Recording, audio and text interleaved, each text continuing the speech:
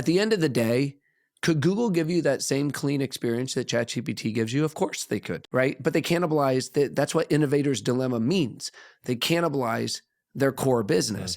And so they either have to, have a product that looks different, that still has the blue links, that still has the sponsored ads, right? And you risk losing user affinity, right? Or, so to me, it's hard. Well, they have this other challenge that I think is hard for people to understand, but I've explained it a couple of times, which is their revenue per visit is going to fall if they complete the transaction, because someone is spending marketing dollars to take that customer to their website and run the transaction with the hopes that they'll come directly back to that website. So they'll spend 50 to 100% of first transaction.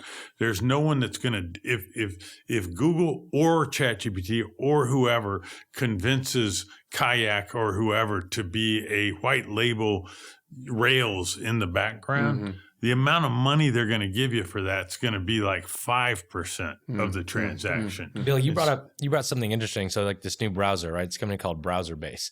And I think this is a really interesting concept to think about, kind of transitionary states versus end states, right? The transitionary state today is we're going to have agents that essentially can scrape websites and view it as if I'm doing it. Yeah. They're going to recognize the button and click the button. They're going to go here.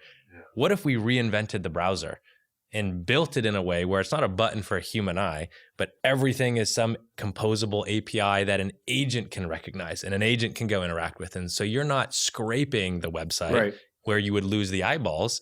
You're building a new browser for agents versus humans. Is that the end state? There's lots, I don't know the answer, but it's an interesting question. You have to rebuild all the Rails too. I mean, everything has to start to look like Stripe. There has to be a travel Stripe. There has to be you need a transactional network, and that's not what we have today. Like we have this browser-based, world that sits between the consumer and all these businesses.